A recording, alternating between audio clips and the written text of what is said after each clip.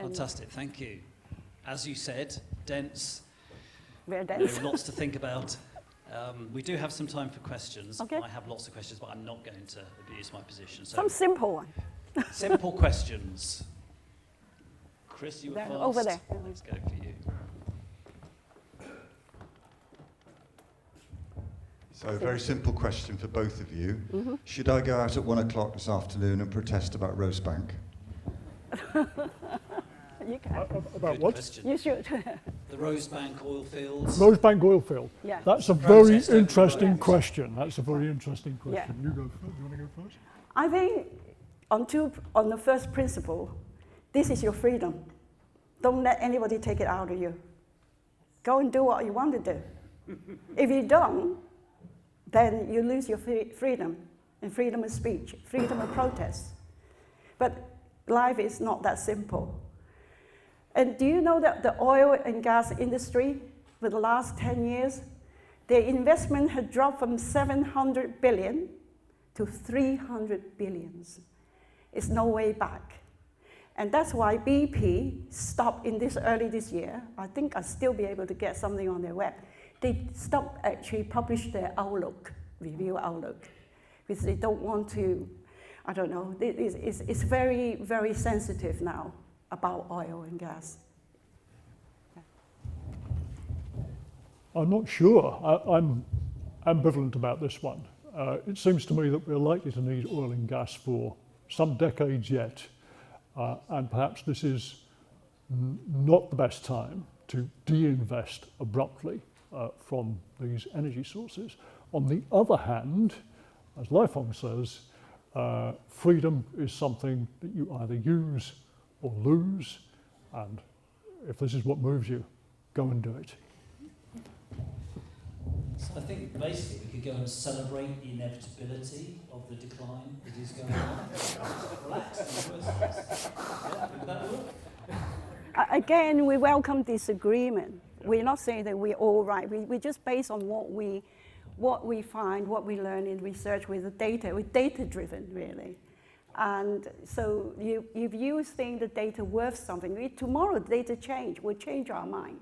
Yeah.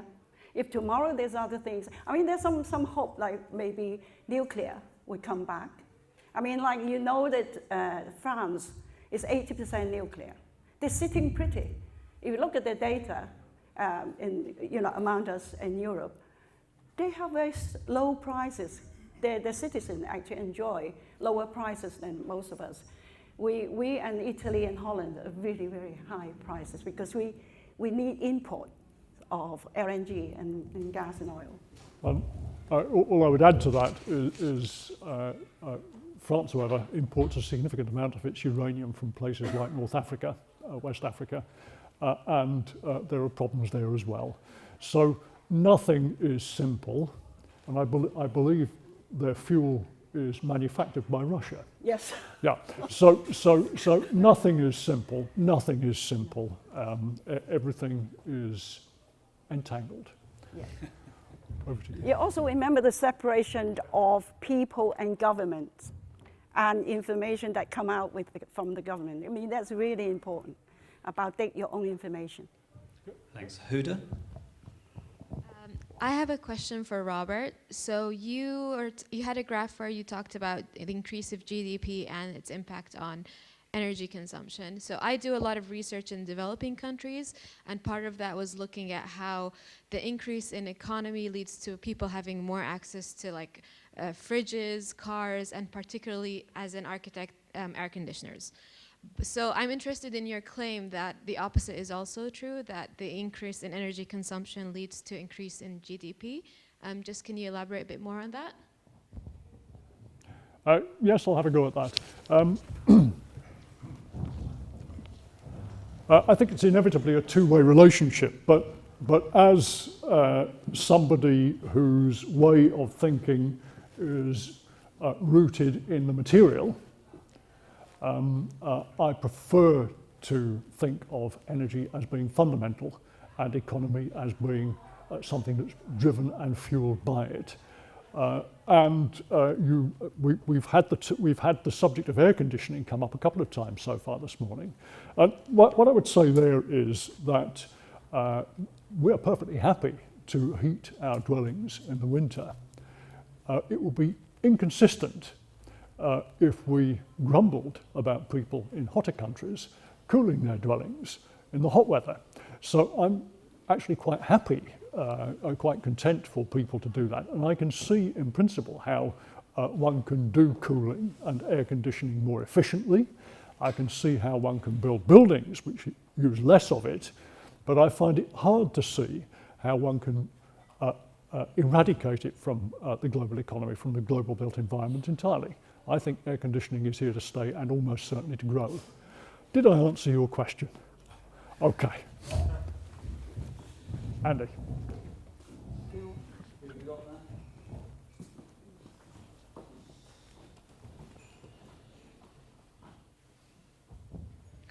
Morning. Question for Lai Fong. You made a statement about there's nothing we can do about global energy commodity prices, but surely in the UK we have a massive opportunity to decouple from oil and gas with our immense potential renewable resources. So do you think that we can turn the tables on that and actually decouple from global energy commodity prices? Thanks, Adam. Again, I couldn't go into Stern's very simple, relationship between GDP and energy. And I've said, I alluded to you, Ireland became the richest country in the world. You wonder why? And it's only 26 megawatt per capita. And they are, got really huge GDP, as equal with Qatar.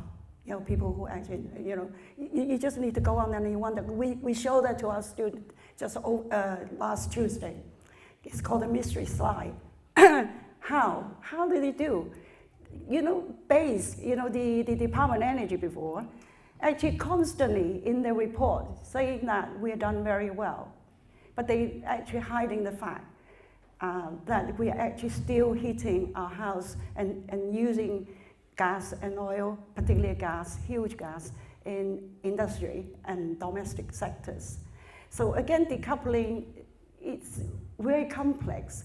The island-wide, they have smaller population, and they have huge investment from the tech giants, Apple, and Facebook, and many other hardware and software, communication technologies. So again, they have no industry to speak of. It almost leapfrog to decouple.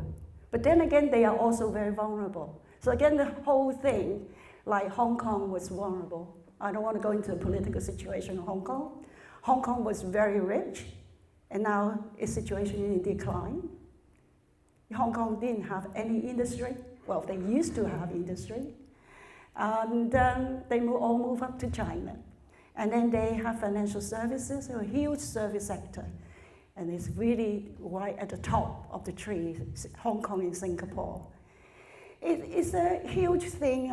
That's why we have argued about the simplistic variable correlation between energy and GDP. The other thing, hiding quite a lot of stuff there. So we can actually carry on with lots of examples. Go and explore on our world in data around that place and think about the changing positions. You can actually slide them back down and see where Ireland was about 2010. After the peace agreement, they started to have foreign investment coming in, mainly from the USA. I'll give a slightly shorter response. Decoupling in the main means offshoring industry and becoming a cargo cult economy. And that's a very simple way to reduce your energy consumption and CO2 emissions, sadly. Yeah. But I think the question was, if you build renewable generation locally, if you build you renewables, can't export, you can decouple from oil price and gas price. but not So instantly. specific. But not instantly. because you have to keep your economy going while you build up your renewables. This is a huge level of investment. At the moment, the government is concerned about whether or not to proceed with the rest of HS2 because the capital cost is absolutely eye-watering. The capital cost of a wholly renewable system in the United Kingdom will be an order of magnitude at least bigger than that. So we can't do it instantaneously.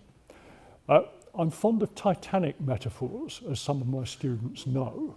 And I think the Titanic metaphor here is that after the Titanic hit the iceberg, it had one job that it needed to do, which was to stay afloat until the Carpathia could draw up alongside and take everybody safely off and on their way to the United States. But it didn't. It sank before the Carpathia got there. And we need to be careful not to hold our economy under the waterline before we have something to replace it. We don't yet have that. I just, sorry, when I quickly say that, yes, a couple of days ago, I really enjoyed this conversation. I got a back of envelope calculation of 28 million households in this country, rooftop solar and air source heat pump, or some might like to go for ground source.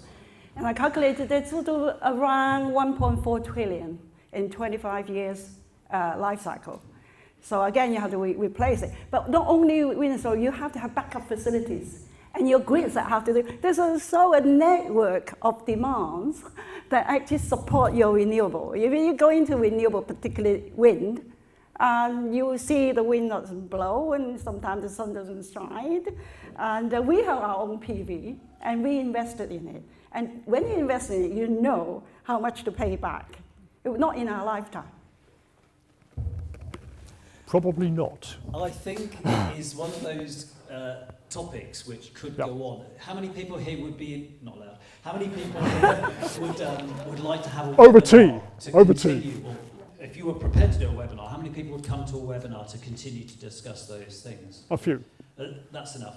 If we can persuade you, we'll do a webinar. Right stuff. Okay. Thank you both. Thank you very much for listening. That's right.